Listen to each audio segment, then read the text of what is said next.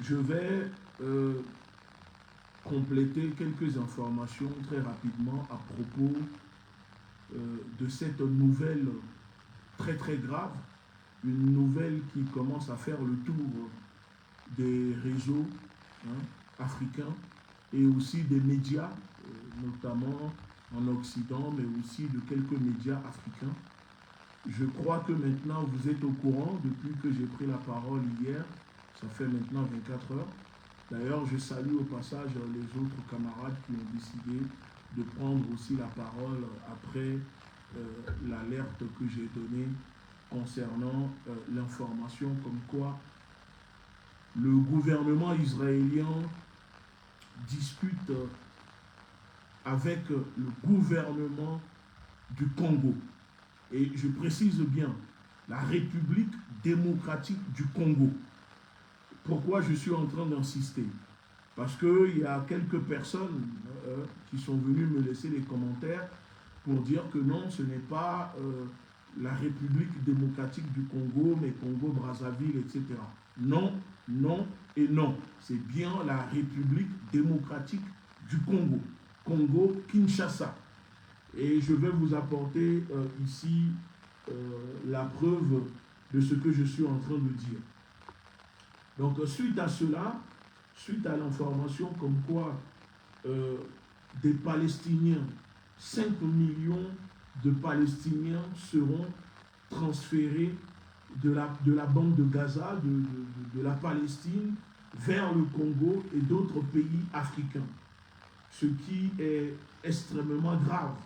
Et comme hier, je le disais dans ma vidéo, qui nous dit, est-ce qu'on a demandé l'avis de ces Palestiniens pour savoir s'ils souhaitent quitter leur terre pour aller s'installer au Congo?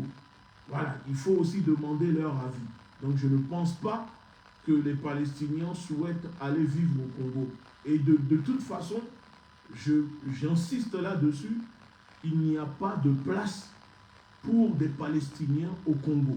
On ne peut pas déplacer des gens, soi-disant d'un pays en guerre, pour les envoyer dans un autre pays en guerre. Le Congo a ses réalités. Depuis plus de 20 ans, il y a la guerre qui touche ce pays. Une guerre que les médias, les journalistes passent sous silence. Plus de 20 millions de morts. Tellement qu'il y a des morts au Congo.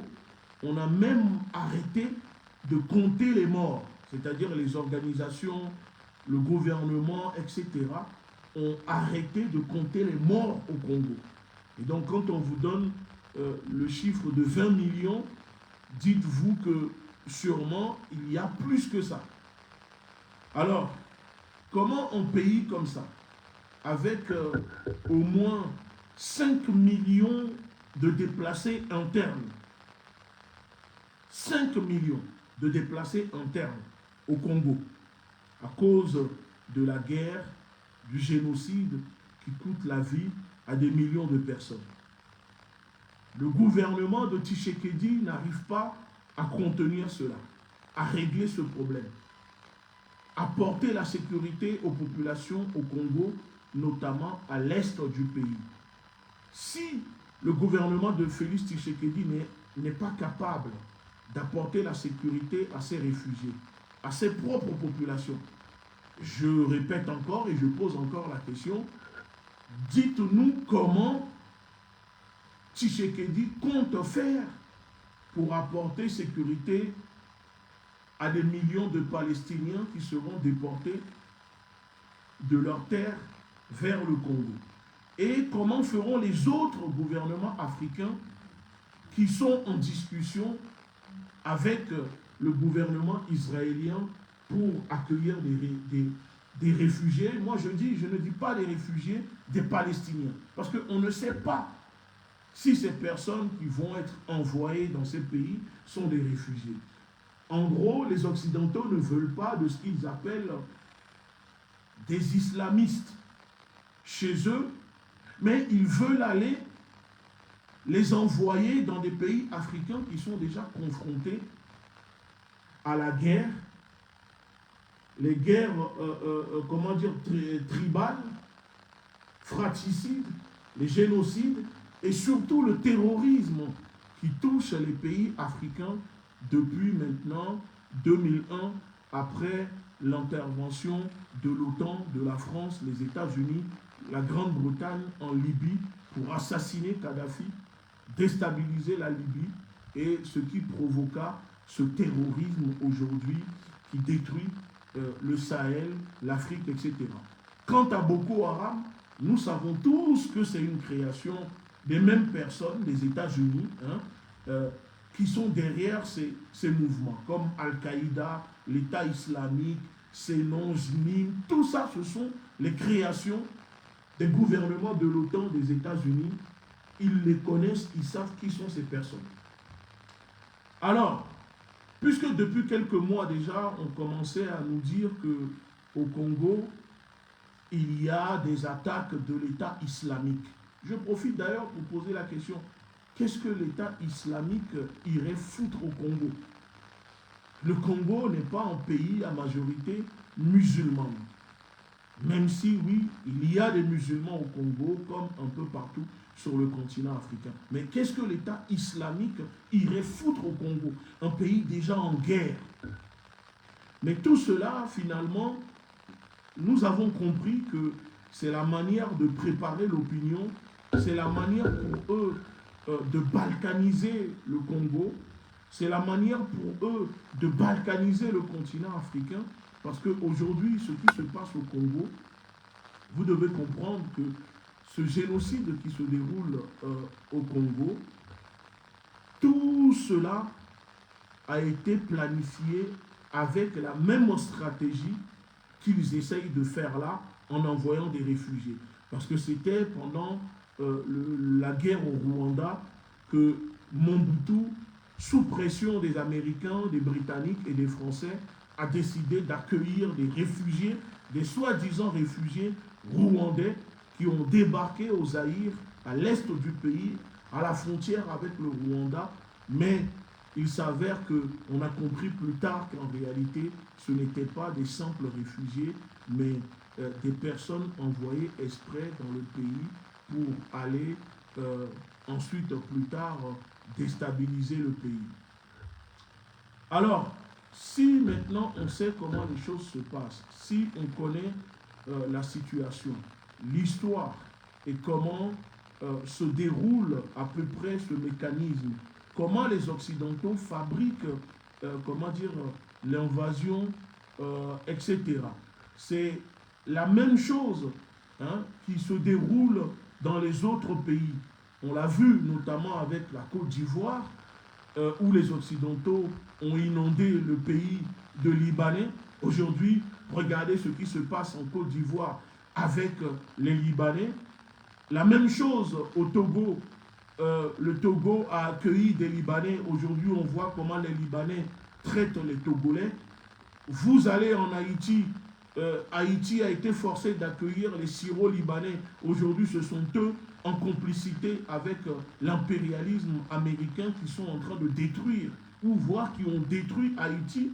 Vous allez en Libye, au Tchad, c'est le même système, la même chose. Et je dis encore une fois que l'oubli est un poison, le rappel est l'antidote.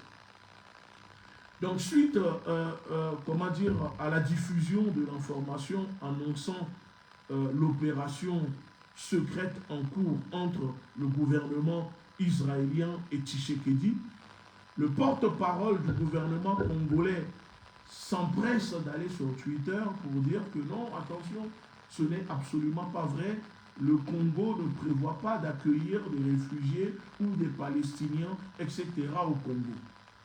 Mais je dis ici au peuple congolais et au peuple africain, qui peut croire encore à la parole de ces politicons, de ces vendeurs, de ces négriers noirs, complices de l'impérialisme, qui sont à la tête de nos pays, qui sont nos gouvernants, quand on sait comment les politiciens sont des manipulateurs. Ce sont des gens qui sont dans le mensonge extrême. Mais comment vous pouvez croire encore aux déclarations de ces politiciens? Parce que pour ceux qui ne savent pas, les politiciens africains, entre ce qu'ils disent et ce que pense leur cœur, ce n'est jamais la même chose. Donc, les gens qui viennent et qui m'envoient des messages pour me dire, mais le gouvernement congolais a démenti l'information, ce n'est pas le gouvernement congolais, etc. Ce n'est pas vrai. Je tiens à vous dire que, bien sûr que c'est le gouvernement congolais de Kinshasa qui discute avec Israël pour recueillir des Palestiniens. Et il y a d'autres pays africains, nous allons le savoir, nous sommes en train de mener l'enquête. Nous disons que le conflit entre Israël et la Palestine ou le Hamas ne doit pas être déporté sur les terres africaines. Ceux qui financent ce conflit, les États-Unis, la France, la Grande-Bretagne, etc., et leurs alliés, ce sont eux qui doivent normalement accueillir ces Palestiniens. Si vraiment ces Palestiniens veulent quitter leur terre. Parce que nous le disons, personne ne viendra occuper la terre des Africains. Vous avez assez occupé nos terres comme ça, et il est hors de question qu'en 2024, les Africains laissent encore leurs terres être occupées, se faire occuper par des gens qu'on envoie de je ne sais où. Parce que de un, ce n'est pas la même culture, ce n'est pas la même façon de penser. Et si c'est pour que dans 10, 20 ans, que le Congo devient un pays islamisé à 100% et que ça pose encore d'autres problèmes et qu'on chasse des gens parce qu'ils sont chrétiens, parce qu'ils sont athées, parce qu'ils sont animistes ou parce que notre culture ou la culture bantou ne convient pas à des personnes, on ne veut plus. On a déjà assez de problèmes comme ça. Et je le dis, que le dire n'est pas être contre quelqu'un. Nous sommes solidaires avec les peuples opprimés du monde. Mais il y a des réalités qu'il faut accepter, qu'il faut dire. Et il ne faut pas avoir peur de dire ces réalités. Alors, pour ceux qui doutent que l'arrivée des Palestiniens au Congo et que ce n'est pas le Congo-Kinshasa, je vous montre la preuve. Bien avant même que je ne puisse prendre la parole hier, l'information circulait déjà. Regardez ici à la une du média Zenew arabe. Regardez. Vous voyez, il y a bien écrit, c'est en anglais, pour ceux qui comprennent anglais. Bon, moi, je commence à m'améliorer un peu. Pour ceux qui comprennent anglais, il y a écrit « Israel plan to expel Gaza population to Democratic Republic of Congo ». Regardez bien. Democratic Republic of Congo. Voilà, l'information est là. Donc, on parle bien du pays de Lumumba et non du pays de Sassou Nguesso. Peut-être que le pays de Sassou Nguesso aussi est volontaire, puisque ces dirigeants sont des esclaves qui sont eux-mêmes des négriers, parce que dès qu'on leur donne un peu d'argent, ils n'hésitent pas à vendre la dignité et leur pays aux impérialistes. Ensuite, ce n'est pas fini, parce que vous savez, je ne suis pas là pour jeter, le feu sur quelqu'un si la personne n'a rien à voir.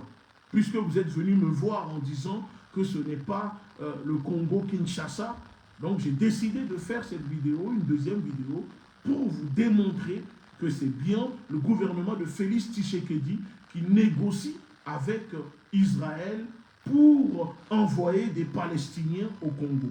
Et je vais vous expliquer encore. On regarde, on écoute cette vidéo. Écoutons cette vidéo. Une vidéo de la télévision française. Il y aurait donc déjà des discussions avec certains pays pour qu'ils accueillent les Palestiniens, en particulier le Congo. Oui, d'abord parce que Benjamin Netanyahou, selon des propos rapportés par des députés du Likoud, apparaît lui-même comme favorable à cette idée. Il aurait même évoqué un processus déjà en cours. Notre problème, indique-t-il, c'est de trouver des pays pour accueillir des Palestiniens. Et nous y travaillons, aurait-il déclaré ces dernières heures. C'est un changement de pied, car en début de semaine encore, le Premier ministre israélien semblait encore réfuter l'idée. Plus incroyable, selon le Times of Israel, les discussions seraient même entamées avec le Congo, en plein centre de l'Afrique. Regardez, à plus de 4000 km de l'enclave. Le Congo sera prêt à accueillir des réfugiés, affirme au journaliste un haut responsable israélien, et nous sommes en négociation avec d'autres pays. Alors de quel Congo parle-t-on? Vraisemblablement de la République démocratique du Congo. Capitale Kinshasa. Depuis plusieurs mois, les relations diplomatiques avec Israël se sont intensifiées. Le président congolais a même symboliquement déplacé son ambassade en Israël de Tel Aviv à Jérusalem, comme l'avait fait avant lui Donald Trump.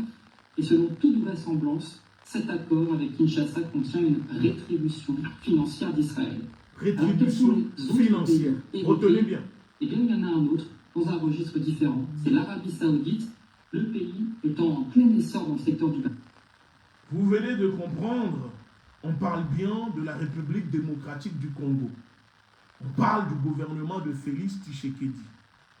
Et ce que je vous disais depuis hier, c'est ce que le journaliste est en train de dire. Qu'en échange d'argent, ça veut dire que le gouvernement, les gouvernants au Togo acceptent, au Congo, acceptent de recevoir des Palestiniens en échange de financières. En échange, on va leur donner de l'argent. Parce que ça, c'est clair et net. On savait depuis le début que les gouvernements africains ne vont pas accepter cela si derrière, on ne leur propose pas de l'argent. Deuxième sujet, je dis sujet, information importante dans la vidéo. On nous explique que le gouvernement de Félix Tshisekedi, comme ses maîtres anglo-saxons, comme ses maîtres américains, a déplacé l'ambassade du Congo qui était à Tel Aviv à Jérusalem. Et pour ceux qui connaissent un peu le conflit qu'il y a en Palestine, autour de ça, etc. Le Congo a déplacé son ambassade de Tel Aviv à Jérusalem. Ça veut dire beaucoup de choses. Je n'ai pas le temps de rentrer là-dedans. Mais je complète encore une autre information en vous disant que depuis le début de ce conflit entre Israël et le Hamas, à l'ONU, les pays qui soutiennent Israël, en tête de ces pays, il y a la République démocratique du Congo, notamment le gouvernement de Félix Tshisekedi, qui, à chaque fois à l'ONU, vote en faveur d'Israël ou vote contre les propositions des autres pays en faveur de la Palestine. Et je vais vous révéler une chose dans cette vidéo.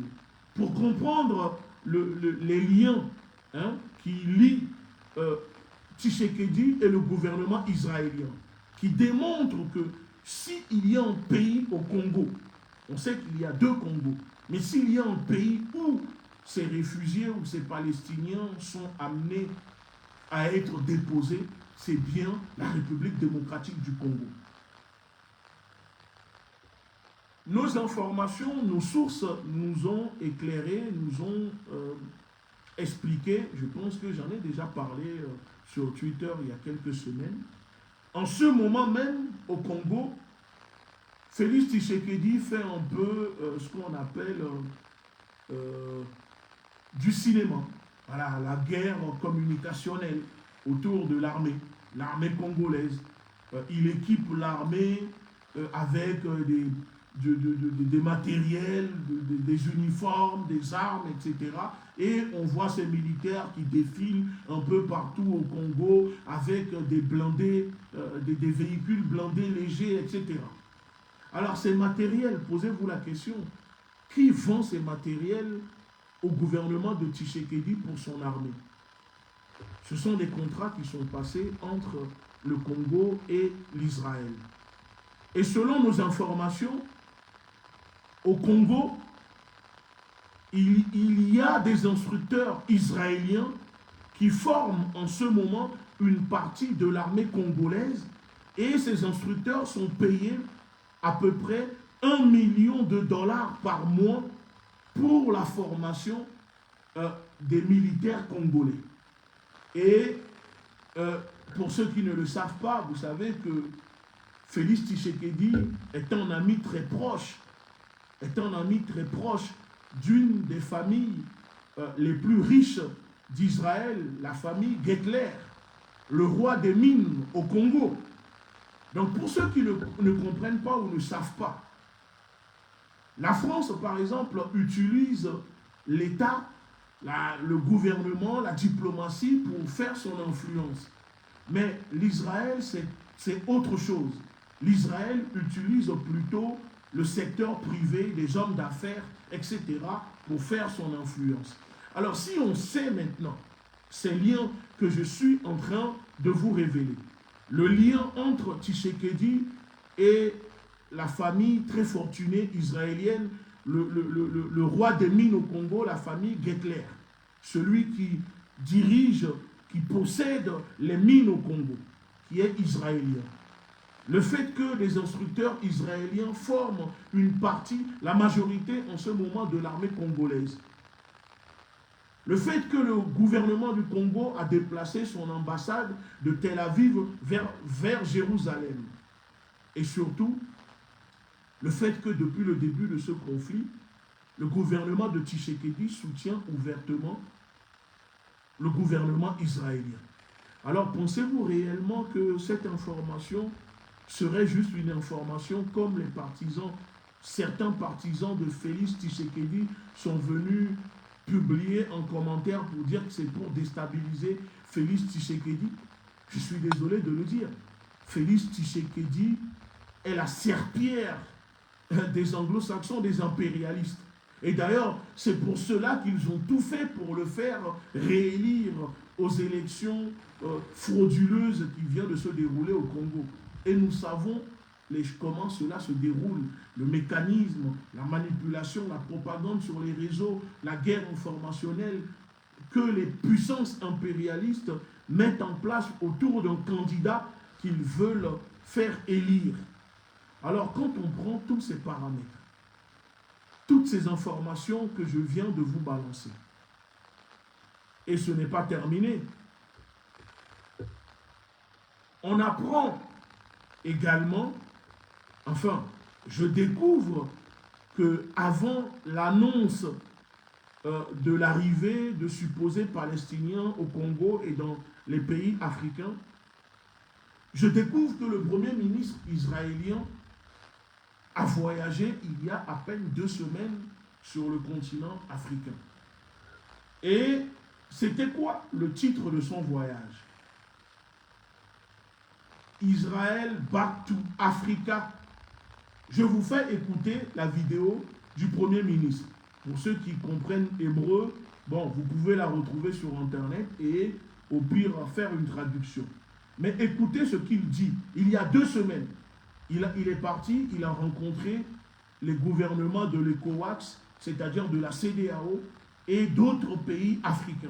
Et on nous annonce maintenant que il y a des discussions secrètes entre le gouvernement israélien et des pays africains, notamment le Congo, pour accueillir des Palestiniens.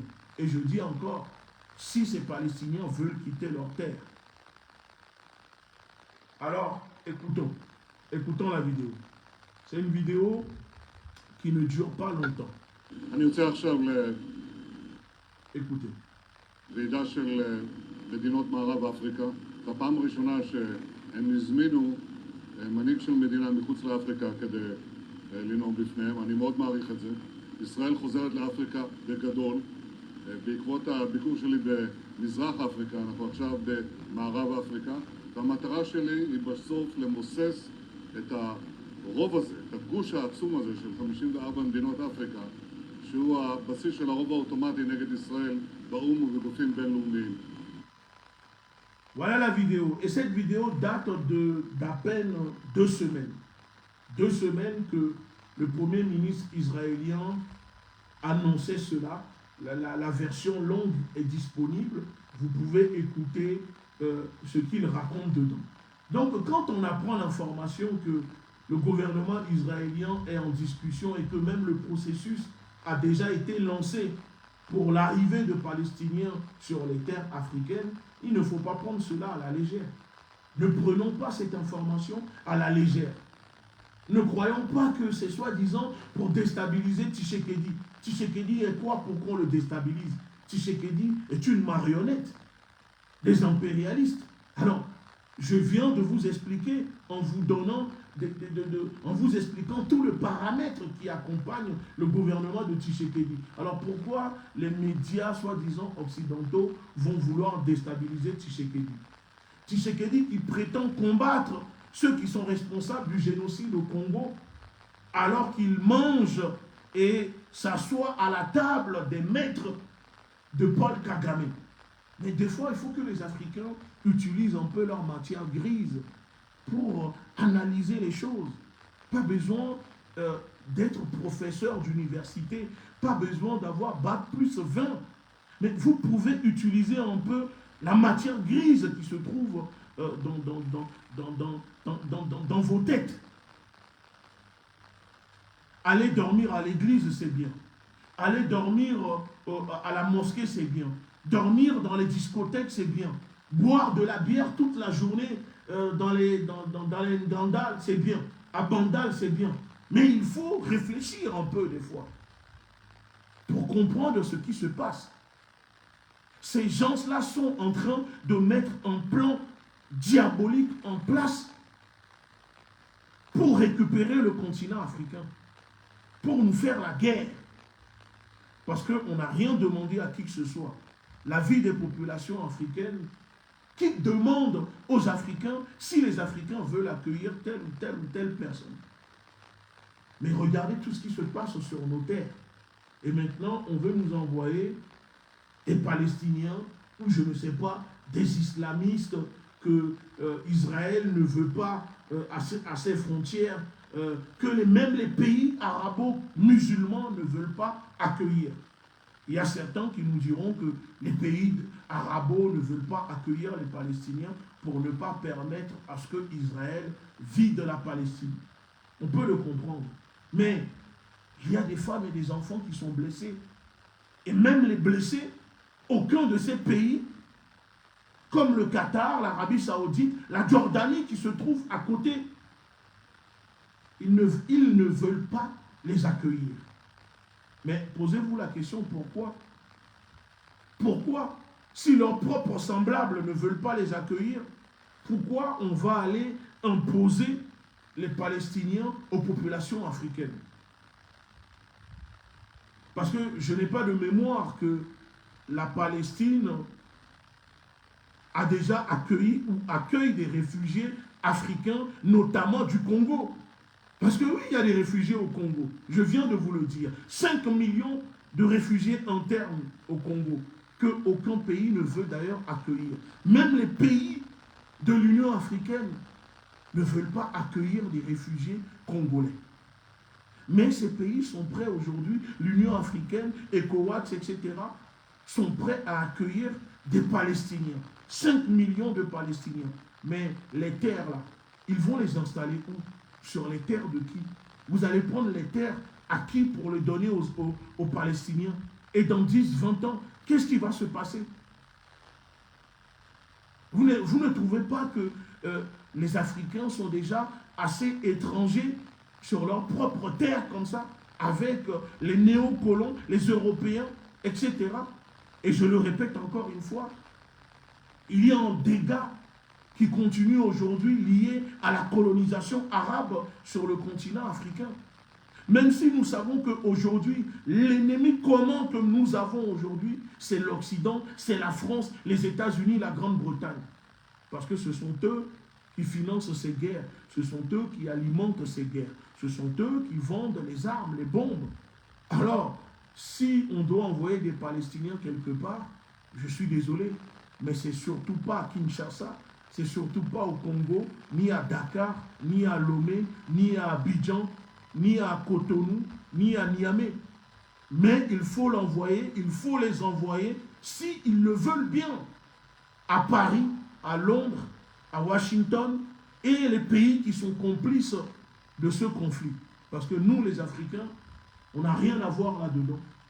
Nous souffrons déjà, nous avons déjà nos problèmes, qu'on a du mal à régler, et on ne souhaite pas que ces personnes viennent rajouter leurs problèmes à nos problèmes, qu'on a déjà du mal à régler.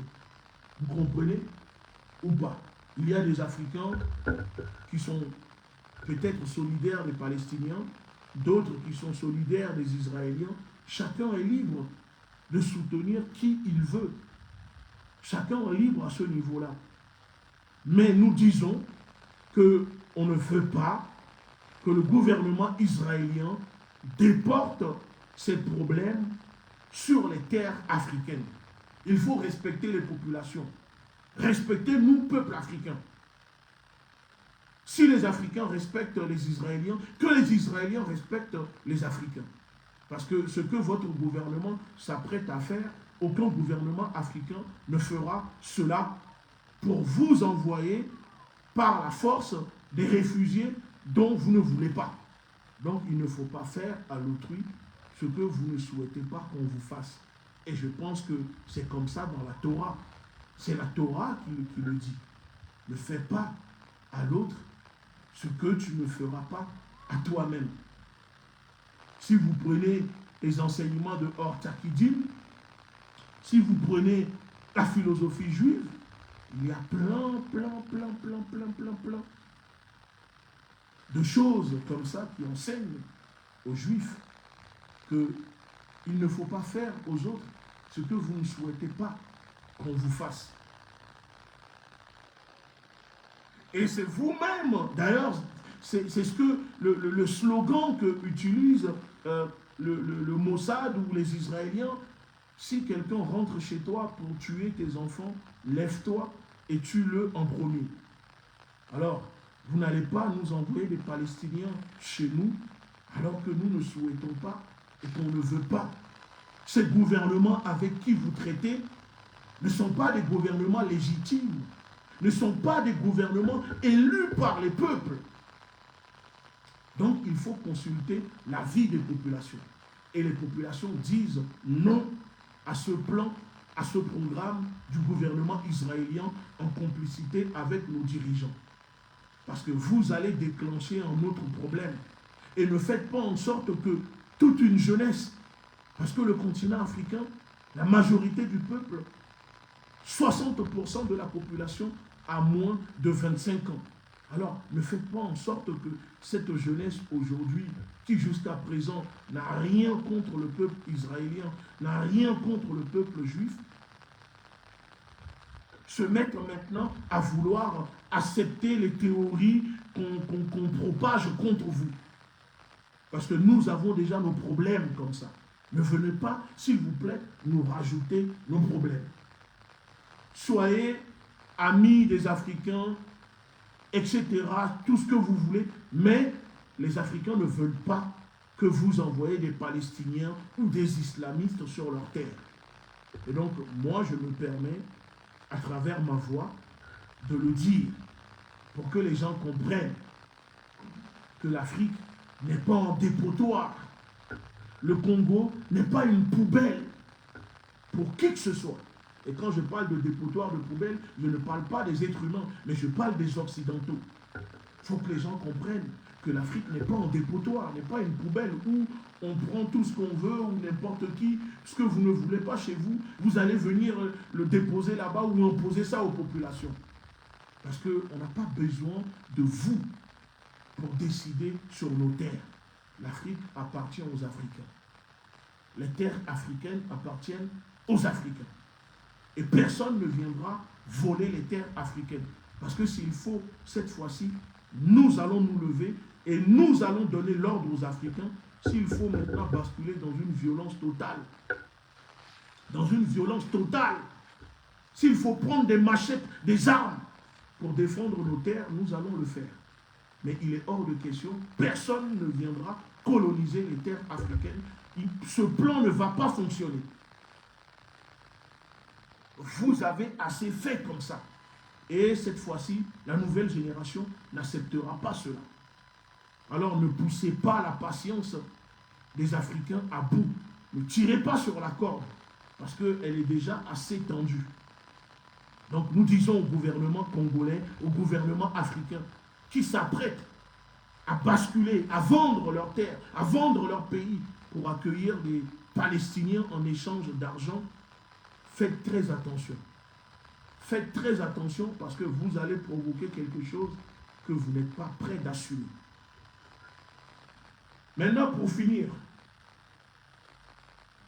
pour ceux qui viendront dire que nous sommes là pour déstabiliser le gouvernement de Tshisekedi, sachez-le que ce n'est pas vrai.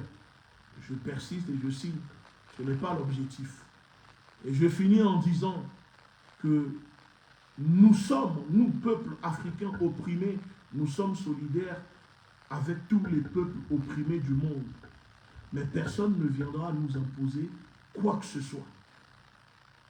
Nous pouvons être dans la miséricorde, mais ça ne doit pas être une obligation. Nous pouvons articuler nos luttes, mais cela ne doit pas être une obligation. Nous pouvons ensemble dénoncer l'ennemi commun que nous avons, mais cela ne doit pas être une obligation. Chaque peuple a le droit à la liberté. Chaque peuple a le droit de décider. S'il y a des panafricanistes qui n'ont pas le courage de le dire, moi je le dis. Je le dis au nom de notre organisation. Voilà. On n'est pour personne. Le dire n'est pas être contre qui que ce soit ou pas.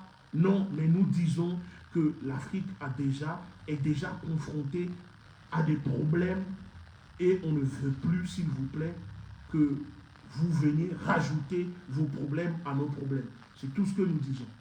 Nous respectons ceux qui nous respectent.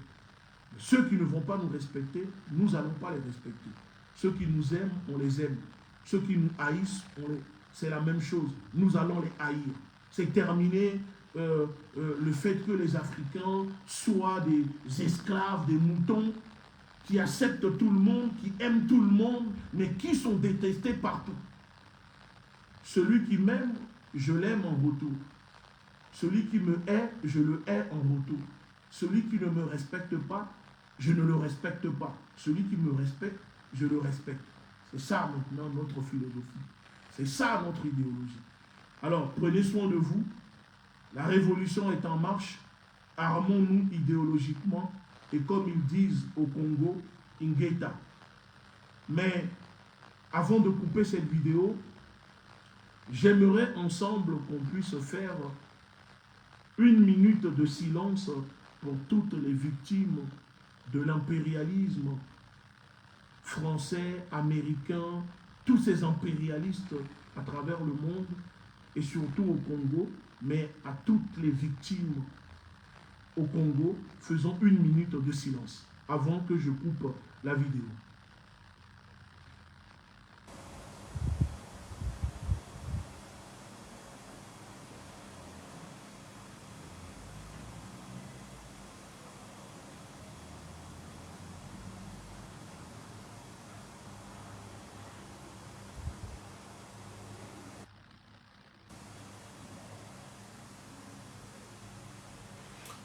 Merci beaucoup à tous. Merci à ceux qui ont pris le temps de regarder cette vidéo. Respectons nos morts. Respectons la mémoire de nos martyrs. L'Afrique n'est pas à vendre. Le Congo n'est pas à vendre. Aïe Bobo. Merci beaucoup.